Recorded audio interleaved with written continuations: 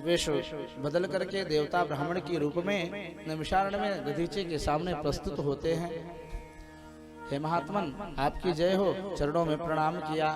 आओ ब्राह्मणों, क्या चाहते हो? किस याचना के कारण यहाँ आए हो? कैसे आना हुआ? मांगो, क्या चाहते हो? कहे भगवान, यदि आप देना चाहते हैं तो अपनी अस्थि का मुझे दान दे दीजिए। पांडे जी, अब अस्थि का दान तो तब हो जब पहले शरीर मर जाए, तब हड्डी किसी को दिया जाए। इतना सुनते ही दधीची की बुद्धि में खटक गई बात है, ये ब्राह्मण वेशधारी अस्थि दान चाहते हैं। ब्राह्मण तो परोपकारी होते हैं, सदाचारी होते हैं, ये कपट रूप कैसे धारण करके कौन आया है? तुम हो कौन? अपना परिचय दो। देवता अपने रूप में प्रकट हुए, देख करके खिल्ली के, ओहो स्वार्थी देवताओं, तुम आए हो ब्राह्मण रूप में। पहले ये बताओ, तुम्हें ऐसा उपाय किसने बताया कि ऐसा करो, जाके उनकी अस्थि मांग लाओ? कहा भगवान विष्णु ने ये बुद्धि मुझे दी है। भिक्षमाणाय विष्णवे, यदि विष्णु भी आकर के मुझसे अस्थि मांगे तो भी मैं नहीं दूंगा। क्यों? क्योंकि ये मनुष्य तन ही समस्त पुरुषार्थों को देने वाला है। धर्म अर्थ काम मोक्ष की प्राप्ति इससे होती है। यदि इसको व्यर्थ में ही नष्ट कर दिया जाए तो बहुत बड़ा अभागी है, आत्माहन की गति हो जाता है। सुन करके निराश हो गए देवगण। काम सिद्ध नहीं होगा तो जीवन तो हमारा हरदम भटकता ही रहेगा।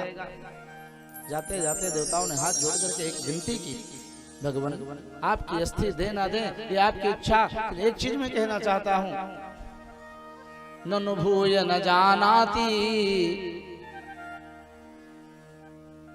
मांगने वाला व्यक्ति यदि कभी देने वाले की परिस्थिति पर विचार करेगा तो वह कभी उसके पास मांगने नहीं जाएगा, और देने वाला उत्तम विचार का होगा तो वह कभी मांगने वाले को नकारेगा नहीं, मना नहीं करेगा।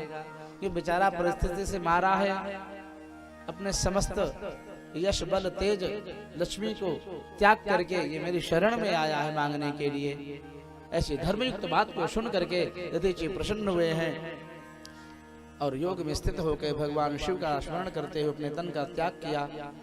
उनकी अस्थियों के द्वारा वज्र का निर्माण हुआ और दिव्य आयुध को लेकर के देवराज इंद्र स्वर्ग पर चढ़ाई करते वृत्तासुर से घनघोर युद्ध फिर से प्रारंभ हुआ।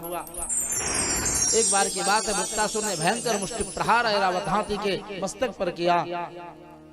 सप्त धनुष विशारतः, 7 धनुष पीड़ित होकर के वह चिघाड़ता हुआ पीछे जाकर के गांठी तोड़ धराशायी हो जाता है, गिर जाता है ऐरावत हाथी। 7 धनुष का नारायण 7 धनुष का परिमाप जानते हैं शुक्ला जी कितना होता है? एक धनुष 4 हाथ का होता है। हम लोगों का परिमाप कितना है? 3.5 हाथ कहते हैं, लेकिन थोड़ा 3.5 हाथ से हल्का बड़ा हुआ करता है कभी कभी किसी का। तो मनुष्य की लंबाई से ऊपर धनुष होता है 4 हाथ का, और 7 धनुष वो पिछला था हाथी। इतना भयंकर मुष्टि प्रहार किया था इतने बल से। और जानते हो ऐरावत हाथी में कितना बल है? 1000 हाथियों का बल ऐरावत हाथी में है।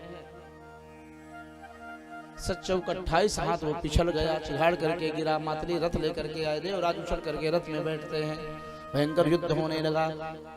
क्रोध में आए देवराज इंद्र और अपने दिव्य आयुध के द्वारा उसकी दोनों भुजाओं का क्रंतन कर दिया, काट दिया। सज्जनों, भयंकर विशाल काय शरीर वृत्तासुर की, काली काली देह उसकी, और जब दोनों भुजाएं कट गईं, भयंकर खून के फव्वारा निकली, मानो गेरू के 2 नदियां निकली हूं उसके शरीर से। इतना ऐसा वर्णन आया। क्रोध में आया वृत्तासुर और इतना विशाल शरीर है कि उसने अजगर की भांति आ करके और बड़े वेग में देवराज इंद्र को मातली और रथ के सहित अपने पेट में पहुंचा दिया, निगल लिया, खींच लिया। देवताओं में हाहाकार मच गया, त्राही त्राही होने लगी। लेकिन शुक्राचार्य कहते हैं, राजेश परीक्षित न ममार, वे अंदर जाकर के भी मरे नहीं। क्यों? कि नारायण के वश से सन्नद्ध हैं जो, और उस दिव्य आयुध के द्वारा क्रंतन किया है उसके कुक्षी का, कांख का। 6 महीना तक उसकी इतनी मोटी शरीर थी कि कुक्षी को काटने में देवराज इंद्र को, इसे बर्मा चलाते हम लोग छेद करते हैं, उसे देवराज इंद्र ने अपने वज्र के द्वारा उसके कुक्षी का भेदन किया मनुष्यों के समय के अनुसार 6 महीने का समय लगा था और देवराज इंद्र के समय के अनुसार 1 दिन का समय लगा। 6 महीना का उनका 1 दिन अपना होता है। क्रोध में आया वृत्तासुर, इधर एकाएक वृत्तासुर का भाव बदला और आंखों में अश्रुपात होने लगे और नेत्र बंद करके वह 4 श्लोकों में नारायण की परम मंगल में स्तुति करने लगा। युद्ध से विरत हो गया उसका मन। और बड़ी सुंदर स्तुति सज्जनों, अहम हरे तव पादैक मूल दाशानुदासो भवितास्मि भूयः मनः स्मरेता सुपतेर्गुणास्ते गृणीतवा कर्म करोतु कायः न नाक पृष्ठम न च पारमेष्ठम न सार्वभौमं न रसाधिपत्यम न योग सिद्धिर पुनर्भवं वा समंजसस्त्वा विरहैकांक्षे। हे अखिल सौभाग्य निधे, हे प्रभु आपके चरणारविंद में मेरी विशुद्ध प्रीति हो जाए, विरह की परम पीड़ा उत्पन्न हो जाए, जिसे परदेश में गए हुए प्रीतम को घर में बैठी प्रीतमा व्याकुल होकर के स्मरण करती रहती। अजात पक्षायो मातरम खगाः स्तन्नम यथा वत्सतराचुधार्ताः प्रियं प्रियेव विशुद्धं विषण्णा मनोरविंदाक्ष दृदीक्षते त्वाम्। हे अरविंदाक्ष, हे केवल नयन प्रभु, ये मेरा मन आपके दर्शन के लिए वैसे ही लालायित रहे जैसे परदेश में गए हुए अपने प्रीतम के याद में घर में बैठी हुई प्रीतमा व्याकुल रहती है। हरनिश इतना सुंदर भाव। हे प्रभु, अपने भाग्य प्रारब्ध वशात इस संसार सागर में मैं कहीं भी किसी भी योनि में भ्रमण करूं, लेकिन आपके संत भक्तों का मुझे समागम मिले, उनका दर्शन हो। ममोत्तम श्लोक जनेषु शक्यम संसार चक्रे भ्रमतः स्वकर्मभिः त्वन्माययात्मात्मजदारगे स्वासक्त चित्तस्य ननाथ भूया। मास्टर साहब, ये 4 श्लोक बड़े अद्भुत हैं। धर्म अर्थ काम और मोक्ष की कामना किया वृत्तासुर ने। और एक बात बता दें,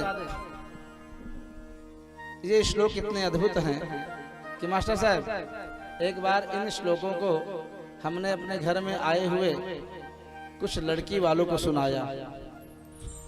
वृंदावन में सन लगभग 2005 की बात है। पिताजी बुलाए, भैया लड़की वाले आए हैं विवाह के लिए, लाला आए।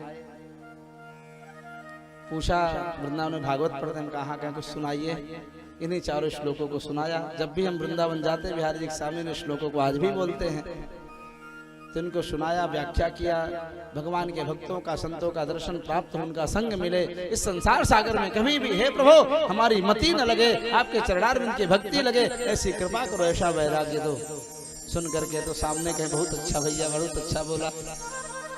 जिस व्यक्ति के द्वारा आए थे देखने के लिए हमें, जब उसके घर पर पहुंचे तो कहा भैया ये लड़का तो बड़ा बैरागी है, हम अपनी बिटिया की शादी करें, 4-6 लाख रुपया हम बर्बाद करें, बाद में ये बैरागी होके बाबा बन के भाग जाएगा तो हमारा सब बिटिया भी किसी लायक न रहेगी, हमारा सब पैसा भी चला जाएगा।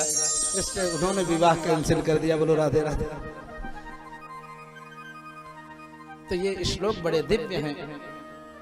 तो इस प्रकार से सज्जनों, वृत्तासुर की ऐसी दिव्य भक्ति को सुन करके देवराज इंद्र लज्जित हो जाते हैं। युद्ध स्थल में भगवान का ऐसा स्मरण चिंतन, अहो दानव सिद्धोषी यस्य ते मतिरीदृशी। हे दानवराज, तुम धन्य हो जो तुम्हारी भगवान के चरणारविंद में ऐसी विशुद्ध प्रीति है, भक्ति है। लेकिन शत्रु तो शत्रु होता है ना। क्रोध में आकर के फिर से भयंकर युद्ध प्रारंभ हुआ और देवराज इंद्र के द्वारा वृत्तासुर का वध हुआ। वृत्तासुर की आत्मज्योति अलोकम समपद्यत, अलोकम समपद्यत, वैकुंठ धाम चली गई। अलोक का अर्थ वैकुंठ धाम। क्यों? अकारो वासुदेवः स्यात्, अथवा गीता में और उद्धव गीता में 11 स्कंद में भगवान ने कहा है अक्षराणाम अकारोस्मि, अक्षरों में अकार मैं हूं। तो अलोकम वासुदेव लोकम प्रतिपद्यत, वैकुंठ धाम चली गई दिव्य ज्योति, अर्थात वृत्तासुर भाव सागर से मुक्त हो गए। देवराज इंद्र लज्जित हो गए। दैत्य होकर के भगवान की ऐसे भक्ति कर रहा है।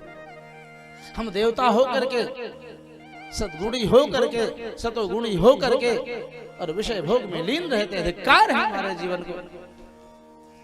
परीक्षित जी ने कहा, हे गुरुदेव कृपा करके ये बतावें, ये दैत्य पूर्व काल का कौन था? युद्ध जैसे भयंकर स्थल पर उसने भगवान की ऐसी स्तुति भक्ति कैसे की? सुखदेव जी कहते हैं, राजन